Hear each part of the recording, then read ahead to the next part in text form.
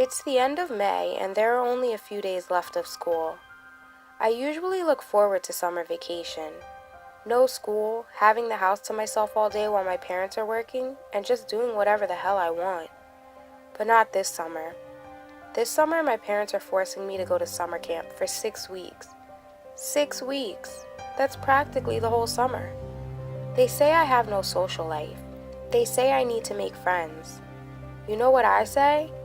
Who needs friends? My name is Eleanor Wilson, but you can call me Ellie.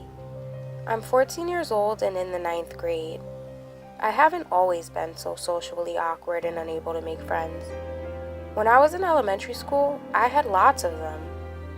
It was when I got to middle school that things changed. I changed.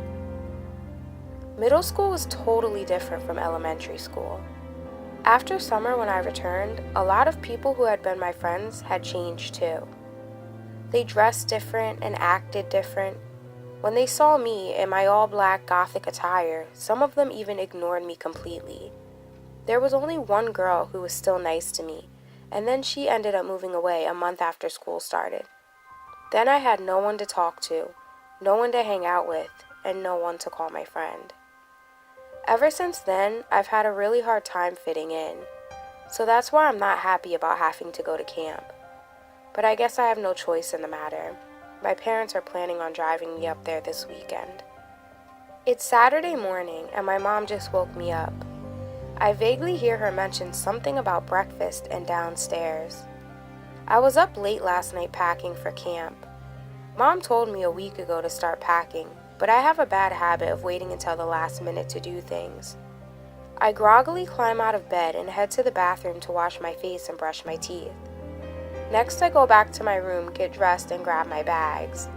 Then I make my way downstairs. Dad is already seated at the table munching on a plate of scrambled eggs, bacon, and a slice of toast. Once I get settled, Mom sits a bowl of Frosted Flakes down in front of me, and then she strolls across the kitchen and begins to load the dishwasher. Dad warns me, glancing at the clock, "We've got to get on the road. We have a long drive ahead of us." So I gobble down my cereal and then double-check to make sure that I have everything. While walking to the car, I try to think of a reason to get me out of having to go to camp. I can't think of anything, and even if I did, my parents wouldn't believe it. So I throw my bags into the trunk, then get in the car and slam the door behind me. After buckling my seatbelt, I slump down in the back seat. Camp Fun Times, which I refer to as Camp Hell, is located in the middle of nowhere an hour from where I live. When we pull up, the parking lot is crowded with kids and their parents. There are counselors lined up at the front entrance of the camp, greeting people and giving out directions. Dad grabs my bags, and we approach a friendly-looking girl with a name tag that says Monica. She greets us with a friendly smile, asks if she can help us, and then guides us to my cabin. All of the cabins are named after trees. I'm in the cabin named Hemlock. Mom and Dad wanted to walk me the whole way there, but when I realized that my parents are the only ones lollygagging around the campgrounds, I tell them that I'll be fine without them. Everyone else's parents drop them off in the parking lot. When I make it to my cabin, there are already 2 other girls there unpacking. They turn and smile when I enter, and then introduce themselves. The one with the red hair, freckles, and glasses, her name is Victoria. She is a petite girl with pale skin and green eyes, and she's wearing an orange sundress covered with flowers. The other girl, Rebecca, has just finished putting her things away, so she sits down on one of the bottom bunks. She asks me which bunk I prefer, top or bottom, and I tell her that it doesn't matter. She is a big girl with brown hair, braces, and acne covering her face. She is wearing an oversized Justin Bieber t-shirt and a pair of black leggings. They are both 14, just like me. They seem like nice enough girls. Maybe camp won't be so bad after all. I tell them my name and then begin to unpack my things. Victoria asks if I am from around here, and I tell her that I drove an hour to get here. She says she only lives 15 minutes away, and she's been coming here every summer for the last 5 years. Rebecca tells me she only started coming last summer, so this is her 2nd year here. They both say that camp is fun. I guess they don't call it Camp Fun Times for nothing. Victoria tells me that the best part about camp is that she gets the chance to meet new people and try new things. After we all get settled, we head to the dining hall for lunch. They are cooking out on the grills and serving hot dogs, hamburgers or cheeseburgers, macaroni and potato salad, baked beans, and corn on the cob. They also have a variety of fresh fruits and vegetables available. I fill my plate with a hot dog, some baked beans, and potato salad, then grab a cup of lemonade on my way to one of the picnic tables. I see Rebecca sitting alone, so I decide to go sit with her. She seems relieved when I sit my tray down, but she gives me a nervous smile and glances around. She warns me, "You may not want to be seen hanging out with me around here." I ask her why not, and she tells me that the other kids make fun of her for being overweight, and she doesn't have any friends here. "But back in the cabin, you told me that you thought camp was fun." She responds, "Yeah, it is. I like coming here. The activities are fun and the counselors are nice, but that's about it." I tell her with a smile, "Well, I don't care what anyone has to say about me and you being friends." She smiles back and resumes eating her lunch. I see Victoria walk by our table with a group of girls, so I wave at her, and she doesn't even acknowledge me. "See, I told you," Rebecca says. She only talks to me when we're in our cabin, alone, where no one can see. Out in public, she ignores me. Well, I officially don't like her anymore, I think to myself. Being fake is one of my biggest pet peeves. Rebecca and I hang out for the rest of the day. She shows me around camp and introduces me to a few people that are nice enough to talk to her. While she's giving me the tour, we run into Victoria again. As she's walking past us, she mumbles, "Fatso," and then trips Rebecca. She flies forward and gets up with a mouthful of dirt. I ask her, "Why do you let her treat you like that? Why not tell one of the counselors?" She looks me directly in the eyes and warns me, "You don't tell. That's a rule here among the campers. Everyone knows that." Later that night, we head to the place where everyone meets up and checks in before heading back to our cabins for the night. Everyone is roasting marshmallows to make s'mores, so I grab a stick and a marshmallow and find an empty spot to sit in front of the fire. A group of kids sitting nearby are telling scary stories. Although I'm not part of their group, I listen in. I overhear a boy telling a story about a kid who died here at camp a few years ago. He says that a boy named Kyle Cunningham was riding a horse on one of the trails here at camp when he fell off and then the horse ran away. Okay, I think to myself, what can possibly be scary about this? I thought maybe he was going to be trampled by the horse, but he already said that it ran away. I was curious to find out what happened, so I kept listening. He continues saying that the boy got lost trying to find his way back to camp. Once it got dark out and the counselors realized that he was gone, they went searching for him. One of them found him deep in the woods, strangled to death. The camp was shut down early and everyone was sent home. A month later, they found out that it was one of the counselors and two campers. Kyle was being bullied by them, and he reported them to another counselor. The counselor was told he could finish the day, but not to come back, so he talked two campers into helping him teach Kyle a lesson.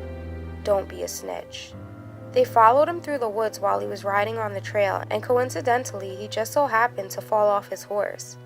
They caught the horse, attached him to its reins, and then they watched the horse drag him to his death. At first, the cops thought the horse did it when he'd fallen, just like they'd planned, but one of the campers involved finally revealed the truth.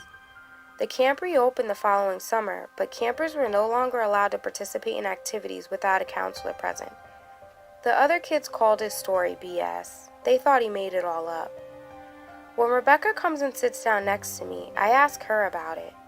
Her mouth was now full after taking a bite of her s'more, so she shook her head no. But she had a funny look on her face, like she wasn't telling me something. Then Victoria and her friend stroll by, and she jabs Rebecca in the back of the head with a stick. Her eyes fill up with tears, but she refuses to give Victoria the satisfaction of seeing them fall, so she gets up and storms away toward our cabin. When we are all in our cabin for the night, changing into our pajamas, someone knocks on the door. Assuming it was one of the counselors, I stroll over and open it. I peek my head out and look around, but I don't see anyone. I close the door and tell Rebecca, I think someone is trying to play a prank on us. Probably the boys, Victoria yells from the bathroom. Rebecca and I ignored her. I haven't talked to her since we got back to the cabin. That was my plan from here on out, and if she had a problem with it, well, then she can just move to another cabin. Victoria climbs up the ladder to the top bunk, slides under the covers, and turns opposite of us. When we finally get all cuddled up and cozy in our bunks, there's another knock at the door. I start to get up, but Rebecca suggests, why doesn't Victoria get it? Victoria responds, why don't you get your tub of lard butt up and go get it? Fine, she says as she gets up and walks over. When she opens it, there's an overwhelming gust of wind that blows throughout the cabin. I pull my blanket tightly around me and I see a shadow standing in the doorway. It's a boy. He looks to be a little older than me, and Rebecca falls to her knees and begins to cry. He looks angry, and I can see that he has ligature marks across his neck. He steps inside and pats her gently on the head. I stare, confused, not understanding why Rebecca is crying. Victoria is still turned around facing the wall when she yells, "Shut the door! Who is it anyway?" The boy mouths something to Rebecca. I can't quite make it out. I ended up getting the other bottom bunk, so Victoria is sleeping right above me. I jump when the shadow approaches our bunk and grips her bed sheets tightly. Then he yanks them out from under her.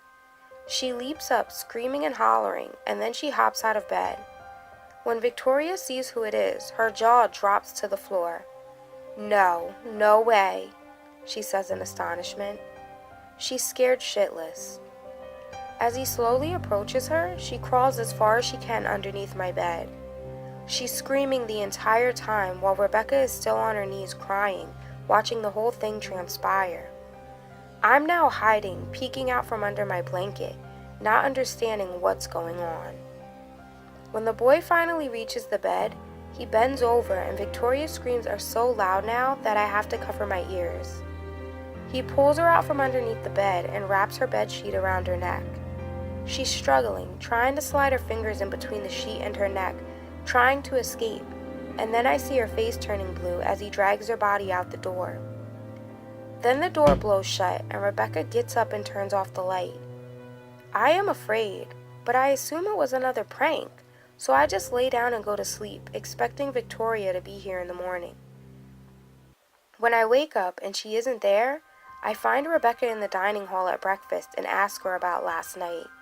She plays coy, acting like she doesn't know what I am referring to. I ask her, "Where's Victoria?" She tells me that the camp counselors announced at the start of breakfast that she's missing. Everyone needs to return to their cabins as soon as breakfast is over while they search for her. When we finally get back to the cabin, I demand answers from Rebecca. Don't play dumb. I know you saw what happened last night. Now where is she? After sitting there in silence for minutes, Rebecca finally replies, "He told me that he couldn't let the same thing that happened to him happen to me." I gaze at her confused. My name is Rebecca Cunningham. My brother was Kyle, the boy that died here at camp years ago. She screams angrily, clenching her fists. Victoria's brother was the camp counselor who killed him. Is she dead, I ask? Rebecca gives me a wicked smile and says, "I'm sure they will find her when they check the lake."